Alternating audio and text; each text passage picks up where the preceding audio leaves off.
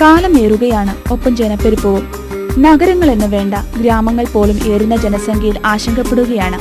തരിശുഭൂമിയും ഗ്രാമാന്തരങ്ങളിലെ കളിക്കളങ്ങളും പാടങ്ങളും അപ്രത്യക്ഷമായി കഴിഞ്ഞു. താമസിക്കുവാൻ സ്ഥലവും കളിക്കുവാൻ ശുദ്ധജലവും ലഭിക്കുമോ എന്ന ആശങ്ക ഭാവിയിൽ കരിനിഴൽ വീഴ്ത്തുന്നു. ഇതിനൊരു പരിഹാരവുമായി എത്തുകയാണ് 14 വർഷത്തെ പ്രവർത്തന പാരമ്പര്യമുള്ള കാക്കനാട്ടെ ഭഗീരഥ ബോർവെൽസ്. സെൻട്രൽ വാട്ടർ അതോറിറ്റി അംഗീകാരമുള്ള ഭഗീരഥ ബോർവെൽസ് ഉടമ TR സാബുവാണ് ബിസിനസ് സ്റ്റാറിൽ നമ്മോടൊപ്പമുള്ളത്. കാക്കനാട് പോലുള്ള ഏരിയയിൽ 5 സെന്റും 10 സെന്റിലും വീടുകൾ വന്നു. അപ്പോൾ പിന്നെ ഒരു വലിയൊരു ഒരു ഓപ്പൺ വെല്ല് ചെയ്യാനുള്ള സ്ഥലമില്ല. അപ്പോൾ ബോർവെല്ലാണ് അവർക്ക്. പിന്നെ കൂടാതെ ഇവിടെയൊക്കെ ഓപ്പൺ വെല്ല് ചെയ്യുകയാണെങ്കിൽ തന്നെ ഇടിച്ചിൽ വരാവുന്ന ഉള്ളത് കൂടുതലായിട്ടുണ്ട്.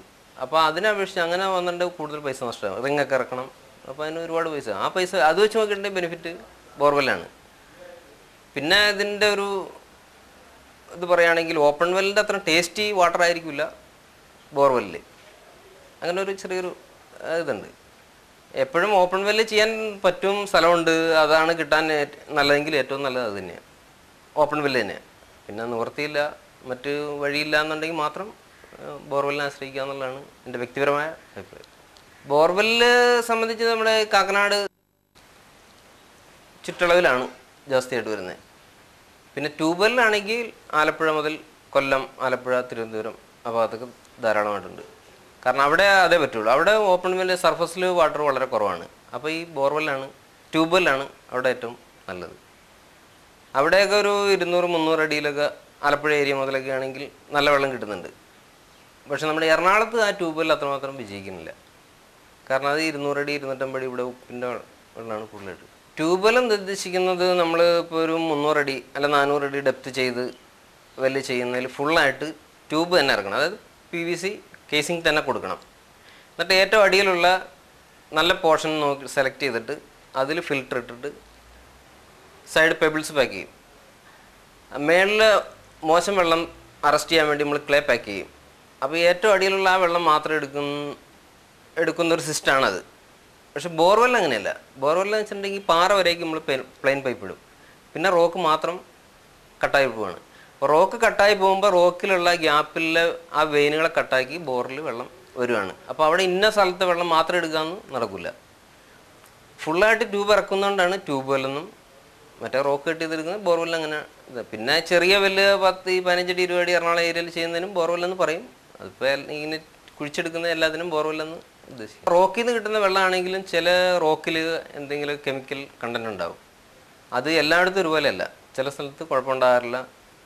അത് നമ്മൾ ചെയ്ത് നോക്കിയെങ്കിൽ നമുക്ക് കറക്റ്റായിട്ട് പറയാനും പറ്റുള്ളൂ. ഈ കുറഞ്ഞ സ്ഥലങ്ങൾ അല്ലെങ്കിൽ ഞാൻ ആദ്യം സൂചിപ്പിച്ച പോലെ 10 സെൻറ്റ് അല്ലെങ്കിൽ 5 സെൻറ്റ് സ്ഥലം മേടിച്ച് വീട് വയ്ക്കുന്ന ഒരാൾക്ക് ബോർവെല്ല് ചെയ്യാൻ നിവർത്തിയില്ല.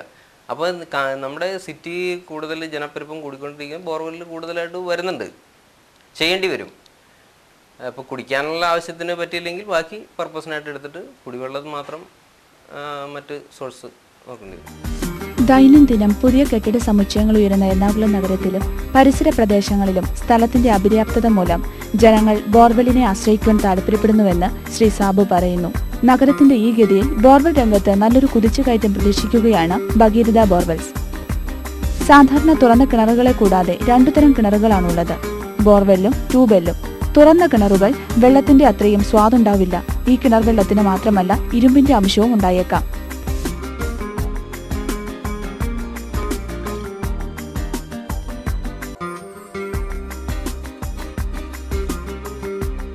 കാക്കനാട് പോലുള്ള ഒരു ഏരിയയിൽ ബോർവെല്ല് ചെയ്യുകയാണെങ്കിൽ ഒരു 5-6 മണിക്കൂർ മതി, കൂടി പോയാൽ 8 മണിക്കൂർ.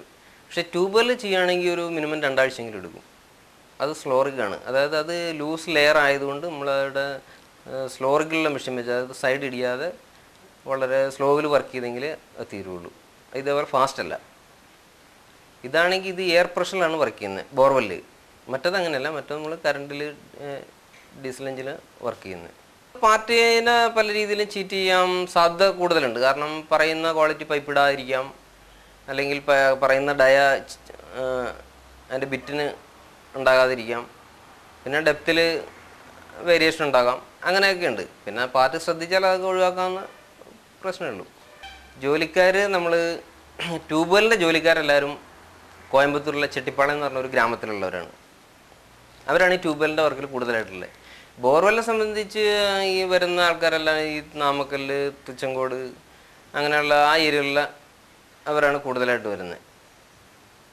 നമുക്ക് കൂടുതലായിട്ട് അടുപ്പം ഈ ട്യൂബ്വെല്ലിൻ്റെ പാർട്ടീസായിട്ട്. എന്താ വെച്ചിട്ടുണ്ടെങ്കിൽ അവരാണ് സ്ഥിരം വരുന്നൊരു വർക്കേഴ്സാണ്. ബോർവെല്ലിനെ സംബന്ധിച്ചവരാണെങ്കിൽ ഇപ്പോൾ ഈ സീസണിൽ വരുന്ന വണ്ടി ആയിരിക്കില്ല അടുത്ത സീസണിൽ വരുന്നത്.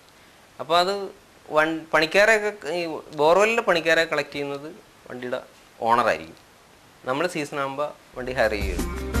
സാധാരണ തുറന്ന കിണറുകളെ കൂടാതെ 2 തരം കിണറുകളാണുള്ളത്, ബോർവെല്ലും ട്യൂബെല്ലും. തുറന്ന കിണർ വെള്ളത്തിന്റെ അത്രയും സ്വാദുണ്ടാവില്ല ഈ കിണർ വെള്ളത്തിന്. മാത്രമല്ല ഇരുമ്പിന്റെ അംശവും ഉണ്ടായേക്കാം. തുറന്ന കിണർ കുഴിക്കുവാൻ സൗകര്യമില്ലാത്ത ഇടങ്ങളിൽ ബോർവെല്ലോ ട്യൂബെല്ലോ ഉപയോഗിക്കാം. ഏറ്റവും ശുദ്ധമായത് ട്യൂബെല്ലാണ്. ഏകദേശം 300-400 അടി ആഴത്തിൽ PVC ട്യൂബ് തന്നെ ഇറക്കി അടിയിലെ നല്ല ഭാഗത്ത് ഫിൽട്ടർ ചെയ്ത് എടുക്കുന്നതാണിത്. എന്നാൽ ബോർവെൽ അങ്ങനെയല്ല, പാറ പൊട്ടിച്ച് വെള്ളമെടുക്കുന്നു.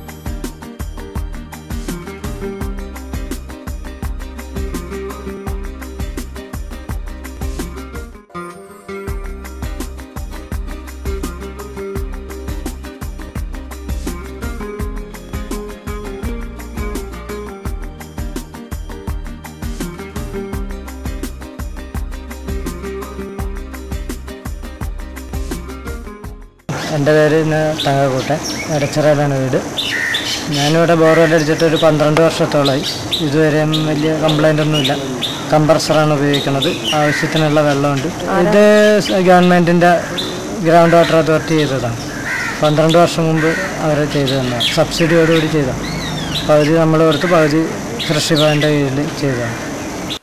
അട്രാക്ട് ചെയ്യുന്ന വർക്ക് പെർഫെക്റ്റ് ആയിരിക്കുക, വർക്കിൻ്റെ നല്ല ഗുണമേന്മ അല്ലെ നല്ല പെരുമാറ്റമാണെങ്കിൽ ആ ചെയ്യുന്ന പാർട്ടി അവരുടെ ഫ്രണ്ട്സിനോട് ഒക്കെ പറഞ്ഞ് നല്ല പാർട്ടിയാണ്, ഇടപെടാൻ പറ്റിയത് പാർട്ടിയാണെന്ന് പറയുകയാണെങ്കിൽ നമുക്ക് അങ്ങനെയാണ് കൂടുതലായിട്ട് വർക്ക് കിട്ടുന്നത്. പാർട്ടീനെ നമ്മൾ കാര്യങ്ങൾ പറഞ്ഞ് മനസ്സിലാക്കി വർക്ക് നമുക്ക് വർക്ക് ഓർഡർ ആക്കുക. കൂടാതെ വർക്ക് തീരണ വരേക്കും നമ്മൾ ടെൻഷനായി, കാരണം അതിൻ്റെ വർക്ക് വിജയിച്ചാലേ നമുക്കൊരു സംതൃപ്തിയുള്ളൂ. ചില കേസിലൊക്കെ വർക്ക് ഫെയിലർ ആകാറുണ്ട്. ഇപ്പം നമ്മുടെ കുഴപ്പം കൊണ്ട് അല്ലെങ്കിൽ പോലും വർക്ക് ഫെയിൽ ആയിട്ടുണ്ടെങ്കിൽ പാർട്ടിയുടെ നമുക്ക് ഫുൾ എമൗണ്ട് തരണം എന്നാണ് വാക്കാൽ പറയുന്നതെങ്കിൽ ഫുൾ എമൗണ്ട് വാങ്ങാൻ പറ്റാറില്ല. കാരണം കാക്കനാട് ഏരിയയിലാണെങ്കിൽ ഓപ്പൺ വെല്ല് ചെയ്യുന്ന ചിലവേ ബോർവെല്ലും വരുന്നുള്ളൂ. അതേസമയം പാറ പെട്ടെന്ന് ഒരു 20 അടി 30 അടിക്ക് അടിയിൽ പാറയായി പിന്നെ ഓപ്പൺ വെല്ല് താഴ്ത്തോട്ട് പോകില്ല എന്നുണ്ടെങ്കിൽ ബോർവെല്ലായിരിക്കും നല്ലത്. അപ്പോൾ അങ്ങനെ വന്നാലും ബോർവെല്ലാണ് ബെനിഫിറ്റ്. പിന്നെ ഒരു പ്രശ്നം എന്താ വെച്ചാൽ ഓപ്പൺ വെല്ലിൽ നമുക്ക് വെള്ളം കോരിയെടുക്കാം, കൈക്ക് കോരിയെടുക്കാം. അതേസമയം ബോർവെല്ലിന് അങ്ങ് പറ്റില്ല, മോട്ടർ മസ്റ്റായിട്ട് മോട്ടർ തന്നെ. അതും ഈ മോണോസെറ്റൊന്നും പറ്റില്ല, ഒന്നില്ലെങ്കിൽ ജെറ്റ്, സബ്മേഴ്സിബിൾ, കംപ്രസർ അങ്ങനെ ആയെങ്കിലും ഇതായിരിക്കും. ഒരു ബോർവെല്ല് ചെയ്യുന്ന അതേ ചാർജ് തന്നെ വരും ഒരു മോട്ടർ ഇത് സെറ്റ് ചെയ്യാൻ, അത് വാങ്ങിച്ച് സെറ്റ് ചെയ്യണതിന്. അങ്ങനെ ഒരു ചെറിയൊരു പ്രശ്നമുണ്ട്. കാരണം ബോർവെല്ല് ചെയ്തെന്ന് വെച്ച് കാര്യം കഴിയുന്നില്ല. അത്രയും തന്നെ എമൗണ്ട് നമ്മൾ വീണ്ടും മുടക്കിയാലേ നമുക്കതുകൊണ്ട് വെള്ളം എടുത്ത് ഉപയോഗിക്കാൻ പറ്റും. ബോർവെല്ലിൻ്റെ സ്ഥലം നിശ്ചയിക്കാനായിട്ട് ഡിപ്പാർട്ട്മെൻറ്റ് തലത്തിൽ തന്നെ പ്രത്യേക സർവേറുണ്ട്. അതൊരു റെസിസ്റ്റിവിറ്റി മീറ്റർ എന്നുള്ളൊരു ഇത് വെച്ചാണ് വർക്ക് ചെയ്യുന്നത്. അപ്പോൾ അത് വർക്ക് ചെയ്തിട്ടുണ്ട്. അതിൽ പറയും ഇത്ര ഡെപ്തിൽ ആവറേജ് വെള്ളം ഉണ്ടാവും അല്ലേന്ന് പറയും. ചില കേസിൽ വ്യത്യാസം വരാറുണ്ട്. ചിലപ്പോൾ നേരത്തെ ആകാം, ചിലപ്പോൾ ഇതാവും. അപ്പോൾ അത് അതൊരു 100% ഇതല്ല, എന്നാലും നമുക്കൊരു 85% അതിനെ ആശ്രയിക്കാം. പിന്നെ സ്ഥലം കുറവുള്ള ഒരു സ്ഥലത്ത് പോയി നമുക്ക് സർവേ ചെയ്യാൻ പറ്റില്ല. സർവേ ആണെങ്കിൽ കുറച്ച് കൂടുതൽ സ്ഥലം വേണം. പിന്നെ ഓപ്പൺ വെല്ലിലാണെങ്കിൽ സാധാരണ ഈ ലോക്കൽ ആൾക്കാർ വന്നിങ്ങനെ സ്ഥാനം കാണുന്നൊരു പരിപാടിയാണ്. അത് പക്ഷെ ബോർവെല്ലിനെ സംബന്ധിച്ച് അത് പോരാ. ഓരോ പ്രദേശത്തെയും ജലലഭ്യത അളക്കുവാൻ സർവേയറുണ്ട്. എത്ര മീറ്റർ ആഴത്തിൽ വെള്ളമുണ്ടാവുമെന്ന് അദ്ദേഹം മീറ്റർ ഉപയോഗിച്ച് തിട്ടപ്പെടുത്തുന്നു. അതിനുശേഷം കിണർ നിർമ്മാണം ആരംഭിക്കുന്നു. ബോർവെൽ നിർമ്മാണത്തിന് 6 മുതൽ 8 വരെ മണിക്കൂറുകൾ വേണ്ടിവരുമ്പോൾ ട്യൂബെല്ലിന് 2 ആഴ്ച വേണ്ടിവരുന്നു. ബോർവെൽ ഉപയോഗിക്കുന്നത് തുറന്ന കിണറുകളിലെ വെള്ളം വറ്റിപ്പോകുന്നതിന് കാരണമാകുന്നു എന്ന അഭിപ്രായം ശരിയല്ല. ചില സ്ഥലങ്ങളിൽ അങ്ങനെ സംഭവിച്ചു എന്നും വരാം.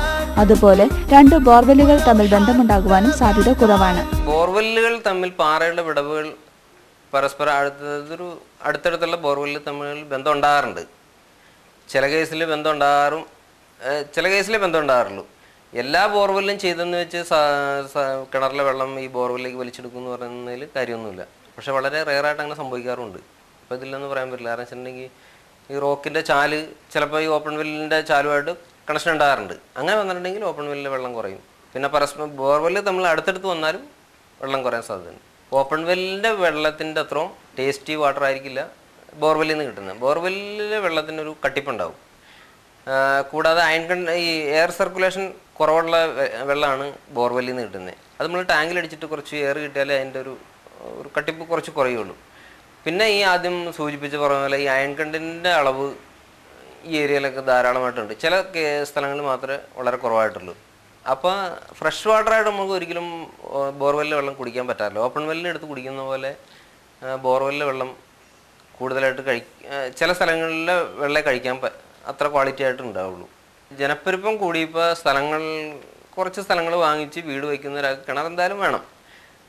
അല്ലാണ്ട് നമ്മുടെ വാട്ടർ അതോറിറ്റി മാത്രം ആശ്രയിച്ച് എല്ലാ കാര്യങ്ങളും നടക്കില്ല. അപ്പോൾ ഓപ്പൺ വെല്ല് ചെയ്താൽ അത്ര സ്ഥലം പോകും. പിന്നെ ഓപ്പൺ വെല്ല് ചെയ്തിട്ടുണ്ടെങ്കിൽ കൂടുതൽ ഇടിച്ചിൽ, ഇപ്പോൾ കിണർ ഇടിഞ്ഞു കാണും, അങ്ങനെയൊക്കെ ഒരു പ്രശ്നങ്ങളൊക്കെ കൂടുതലാണ്. ബോർവെല്ലിനാണെങ്കിൽ ആ ഒരു പ്രശ്നമില്ല. വെള്ളം കിട്ടിയിട്ടുണ്ടെങ്കിൽ നമുക്ക് എപ്പോഴായാലും വീട്ടാവശ്യത്തിന് ബാക്കി കുടിവെള്ളം മാത്രം വാട്ടർ അതോറിറ്റീനെ അല്ലെങ്കിൽ എന്തെങ്കിലും ആശ്രയിച്ചിട്ട് ബാക്കി കംപ്ലീറ്റ് കാര്യത്തിനും ഈ വെല്ലിലെ വെള്ളം ഉപയോഗിക്കാൻ പറ്റും.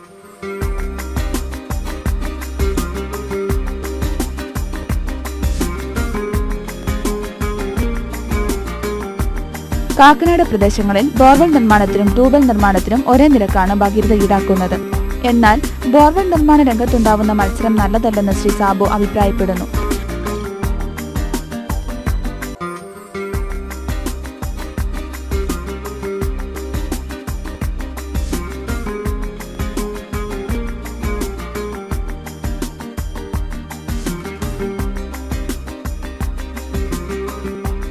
പണ്ട് സമയങ്ങളിൽ ഉണ്ടായിരുന്ന പോലെ ഓപ്പൺ വെല്ലിലെ ജലനിരപ്പ് കുറയുന്നുണ്ട്. അത് നമ്മൾ പത്രങ്ങളിലൊക്കെ വായിക്കാറുള്ള പോലെ ഈ മണൽവാരലും പ്രശ്നങ്ങളൊക്കെ കൊണ്ട് പഴയ ജലനിരപ്പൊന്നും അല്ല ഇപ്പോൾ അതിൽ താഴ്ന്നു പോയിട്ടുണ്ട്. പക്ഷേ എങ്കിൽ പോലും ഓപ്പൺ വെല്ല് ചെയ്തിട്ടുണ്ട് വെള്ളം കിട്ടാൻ സാധ്യതയുണ്ട്. അതിൽ നിന്ന് കിട്ടുന്നുണ്ടെങ്കിൽ തീർച്ചയായും അതേ ചെയ്യാവുള്ളൂ എന്നുള്ളതാണ് എൻ്റെ വ്യക്തിപരമായ അഭിപ്രായം. ചെയ്ത വെല്ലുകളിൽ വളരെ നന്നായിട്ട് വർക്ക് ചെയ്യുന്നത് ഇപ്പം മെഡിക്കൽ ട്രസ്റ്റ് ഹോസ്പിറ്റലിൽ ഒരു വെല്ലുണ്ട്. പിന്നെ പഴയ മേനക തിയേറ്ററായിരുന്ന പെൻ്റെ മേനക, അവിടുത്തെ വെല്ലുന്ന് വളരെ നന്നായിട്ട് വർക്ക് ചെയ്യുന്നുണ്ട്. കൂടാതെ നമ്മൾ കടവന്ത്രയുള്ള ഒരു വിനായക കാറ്റേഴ്സ് എന്ന് പറഞ്ഞ അവിടെ വർക്ക് ചെയ്തിട്ട് നന്നായിട്ട് ഇപ്പോഴും വർക്ക് ചെയ്തുകൊണ്ടിരിക്കുന്നു. പിന്നെ നമ്മുടെ മുരിക്കുംപാടത്ത് ഒരു കോർപ്പറേഷൻ ഐസ് പ്ലാന്റ് എന്ന് പറഞ്ഞാൽ നേരത്തെയൊക്കെ ഒരു വെള്ളം പുറത്തുനിന്ന് കൊണ്ടുവന്നായിരുന്നു ഐസ് ഉണ്ടായിക്കൊണ്ടിരുന്നത്. ഇപ്പം നമ്മുടെ ഈ വെല്ലിലതുകൊണ്ട് വളരെയധികം ബെനിഫിറ്റ് ഉണ്ട്.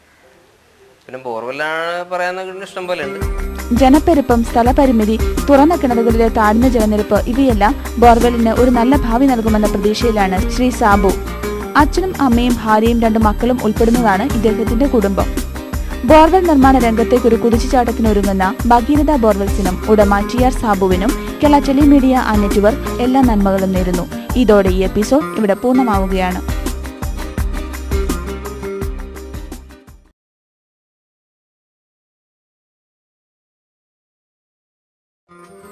കഴിഞ്ഞ എപ്പിസോഡിലെ ചോദ്യവും ശരിയുത്തരവും. ചോദ്യം ഇതായിരുന്നു: കേരള ഹൈക്കോടതി നിലവിൽ വന്ന വർഷം ഏതാണ്? ശരിയുത്തരം 1956. പ്രൈസ് സ്പോൺസർഡ് ബൈ എൻവയോൺമെന്റൽ solution near power house, Aluva. ഇനി ഈ എപ്പിസോഡിലെ ചോദ്യം ഇതാണ്: ഇന്ത്യൻ പാർലമെന്റിന്റെ അപ്പർ ഹൗസ് എന്നറിയപ്പെടുന്നത് ഏതാണ്? ചോദ്യം ഒരിക്കൽ കൂടി: ഇന്ത്യൻ പാർലമെന്റിന്റെ അപ്പർ ഹൗസ് എന്നറിയപ്പെടുന്നത് ഏതാണ്? ഈ ചോദ്യത്തിന് ശരിയുത്തരം 1 മണിക്കൂറിനകം ഇനി പറയുന്ന ഫോൺ നമ്പറിൽ ഞങ്ങളെ വിളിച്ചറിയിക്കുക. വിളിക്കേണ്ട നമ്പർ 04843095 873. ഫോൺ നമ്പർ ഒരിക്കൽ കൂടി 04843095 873.